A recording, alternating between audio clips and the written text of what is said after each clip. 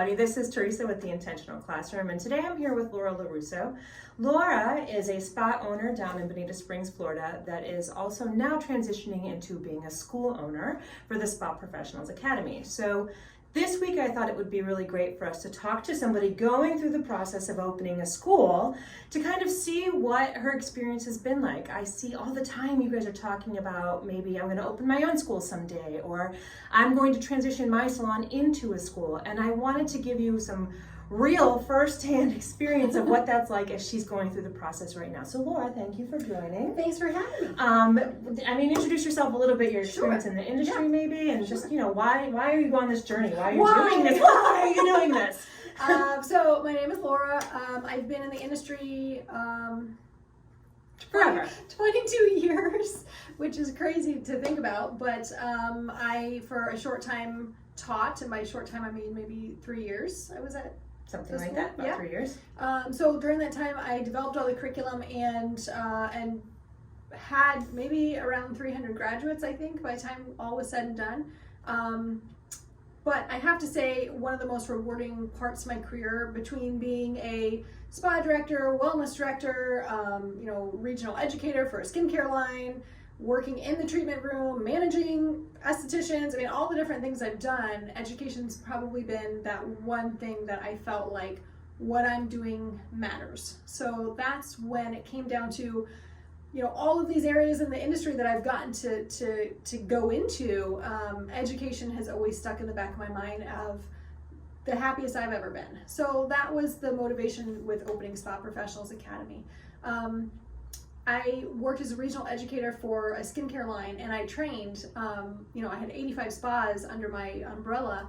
And when I was in the treatment rooms trying to teach them, the one thing that kept coming up was the concepts that I was trying to teach them about, they didn't get. Whether it was they didn't learn it in the first place, or just through time you just kind of forget these basic concepts, like how the skin actually works. I mean, where we are working in the skin. A lot of people say, oh, this is going to penetrate deeper, but they don't really know where it's penetrating or where it's going.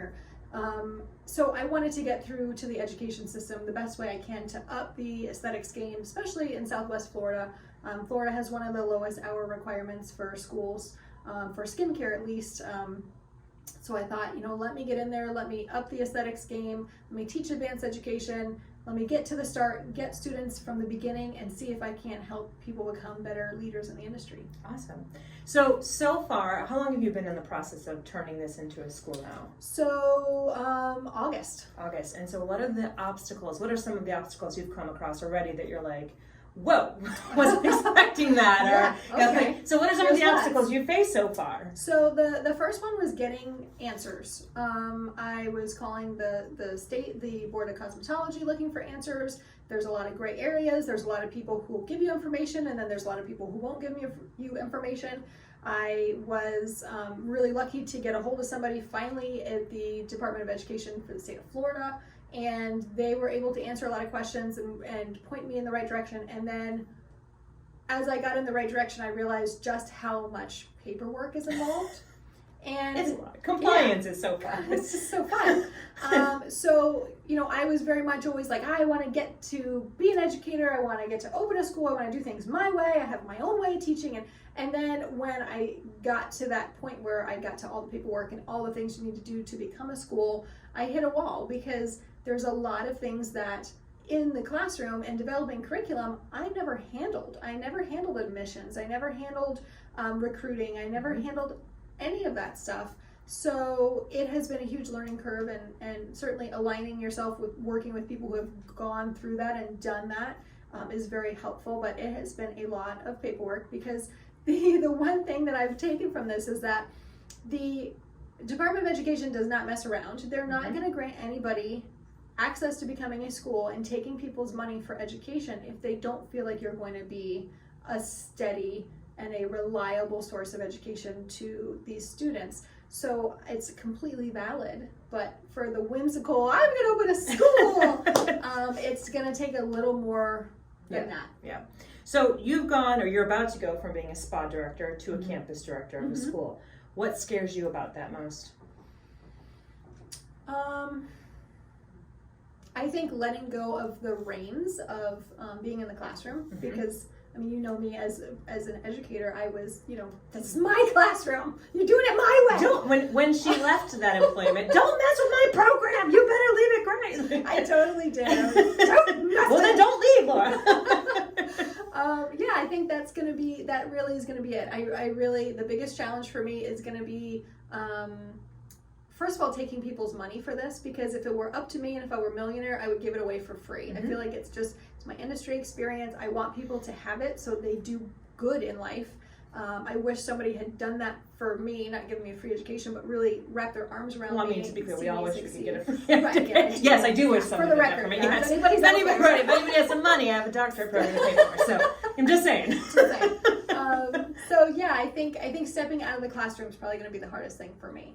I plan to, I have quite a few instructors that I know I would love to work with, and I think they embody what I really appreciate about the industry. So training them will be a key component of this, and then being able to step away and let them do their work and trust them that they'll do they're it. doing it. So as we talk about staff, what do you plan on doing to secure the best education staff out there? Because it's a hard thing. Florida's a little bit easier. They don't have a licensing requirement to teach, but it is still really hard to find great teachers. So do you have any plans? I mean, and you might not, because I know you're going to be the teacher and all at the beginning, but what do you think you're going to do to make sure that you do have the best education staff? Well, we were kind of talking about this a little while ago too, about how, in a treatment room, I can have a 6-hour day and make $1,000. So as an esthetician, so it's always going to be a challenge to find good educators that want to step out of the treatment room and that are up to date on all the latest and greatest in the industry. They want to step out of the treatment room to be a teacher.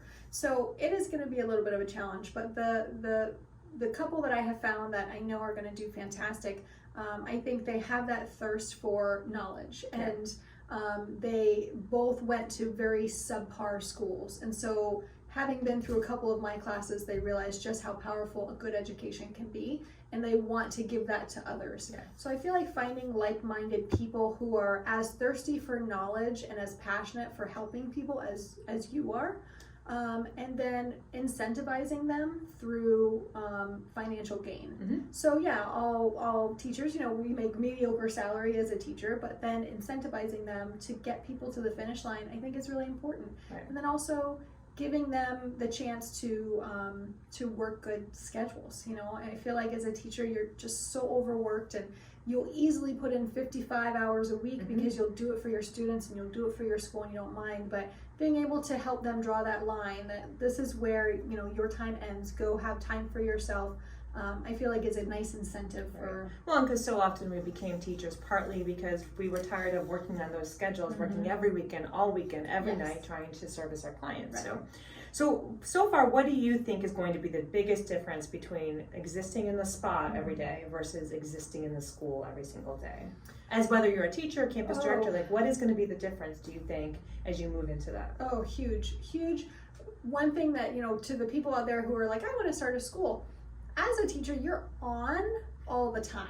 As an esthetician, I mean, I've had nights where I didn't sleep very good, and I'm doing a facial and I'm like, oh, and you don't have to be on as an esthetician. Right. You can it's in a nice dark room.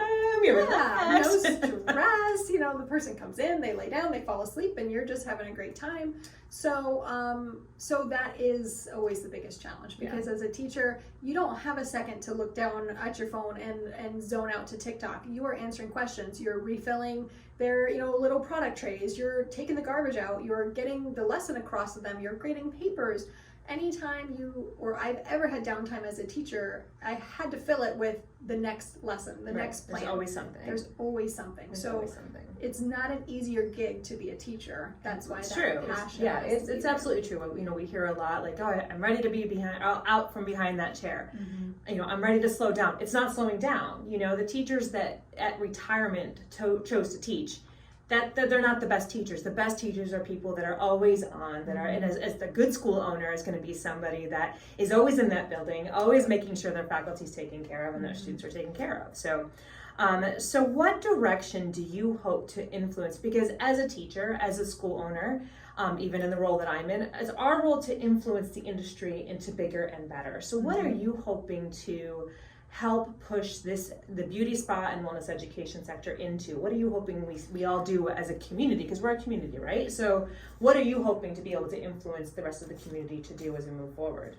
I am really hoping to influence the future estheticians to stop discounting what we do, because we have value to what we do every single day, and our bodies are on the line, our money's on the line, and we keep kind of getting under, I don't know what the term is, like our feet are flipped out from under us when there's a new franchise that comes in town and does $45 facials. That doesn't mean we're valued at $45. So I think that teaching people how to add value to their services and how to educate the public, not sell to the public, I think those are my two biggest things that I would like to really see change. Good.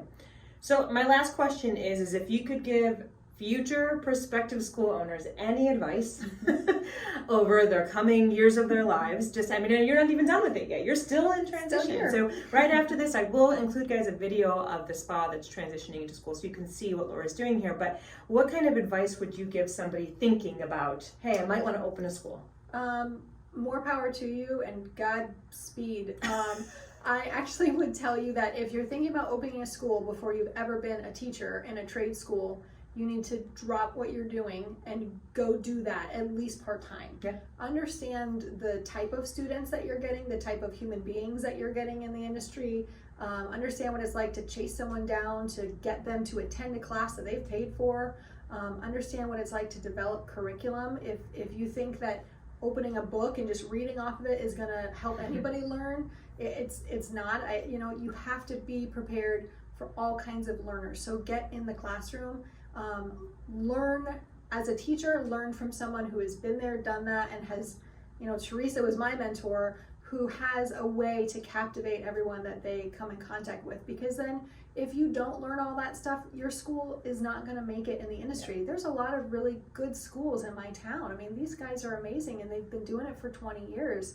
I don't hope to compete with them. I hope to add to what they're doing and just service a different kind of person or a different mentality of estheticians. So you're going to have competition unless you're in some crazy town. If you're in Wyoming, there's about 4 schools total, I think. So if you're in Wyoming, you've got this. But yes. Northern New Hampshire, I keep saying I'm going to open a school in New Hampshire because there's no schools up there. So your school? They don't have anything. I know. I keep telling Laura she needs to move to the Great White with me, but she doesn't want to do it. But yeah, I think that would be it. Get in the classroom and just start teaching. Because if you haven't taught a day in your life, you will be in for a huge awakening if you think opening a school is going to be the answer to that. Yeah. So that's it. So thank you guys so much for watching this. We actually are going to create a couple other videos, one of which is things to consider before you decide to open a school. So keep your eye open for that. And if you like what we're doing, if you like, go follow the Enchanted Spa, go follow the spa professionals, make sure you're following the Intentional Classroom, subscribe, do all the things you're supposed to do. All the things you're supposed to do. Be a good student. Yeah, because I really hope to do more of this, to bring, more real life experience to you guys. I have plenty of it, but there's other people with different experiences. So thanks so much for watching us, and please share this with anyone you think may open a school in the future. All right? Godspeed. Godspeed. Have a great day.